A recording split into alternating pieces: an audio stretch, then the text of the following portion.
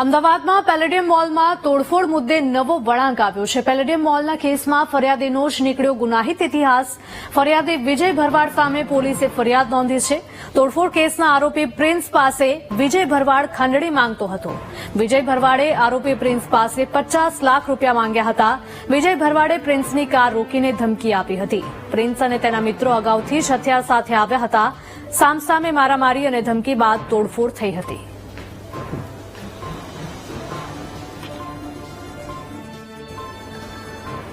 અમદાવાદમાં પેલેડિયમ મોલમાં તોડફોડ કરવાના કેસમાં નવો વળાંક આવ્યો છે। પેલેડિયમ મોલના કેસમાં ફરિયાદીનો જ ગુનાહિત ઇતિહાસ બહાર આવ્યો છે। ફરિયાદી વિજય ભરવાડ સામે પોલીસે ફરિયાદ નોંધી છે। સંવાદદાતા અનિતા જોડાયા છે ફોનલાઈન પર વધુ અપડેટ સાથે। અનિતા, જણાવશો કે અમદાવાદમાં પેલેડિયમ મોલમાં તોડફોડ કેસ મુદ્દે હવે નવો વળાંક સામે આવ્યો છે। જેણે ફરિયાદ કરી હતી તે જ ગુનાહિત ઇતિહાસ ધરાવતો સામે આવ્યું છે। ચોક્કસ જે પ્રકારે પેલેડિયમ મોલની અંદર તોડફોડ અને સામાજિક તત્વોએ જે આતંક મચાવ્યો હતો એ કેસની અંદર અત્યારે હાલ નવો જ વળાંક આવ્યો છે। જે કેસમાં તોડફોડ કરનાર જે આરોપી જે છે પ્રિન્સ અને તેની સામે જે ફરિયાદી જે છે વિજય ભરવાડ, તેઓની અગાઉથી જ અદાવત ચાલતી હોવાનું ખુલ્યું છે। વિજય ભરવાડ પ્રિન્સ પાસેથી ₹50 લાખની ખંડણી માંગતો હતો। જે મામલે અગાઉ પણ સરખેજ પોલીસ સ્ટેશનમાં તેઓના વિવાદ અને ઝઘડાને લઈને ફરિયાદ દાખલ કરી હતી, જેમાં પોલીસે વિજય ભરવાડની ધરપકડ પણ કરી હતી।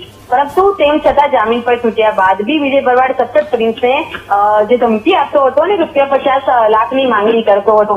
જેને લઈને પ્રિન્સે વિજય ભરવાડને સબક શીખવાડવા માટે પોતાની ગાડીમાં જ હથિયારો રાખ્યા હતા। ત્યારે પ્રિન્સ અને તેના મિત્રો ફોર્ચ્યુનર ગાડી લઈને પેલેડિયમ મોલ ખાતે ગયા હતા। એ દરમિયાન વિજય ભરવાડ પણ ત્યાં પહોંચ્યો હતો અને તેણે પોતાના મિત્રો સાથે તેની ગાડી અટકાવી હતી અને 50 લાખની ખંડણીની માંગ કરી હતી।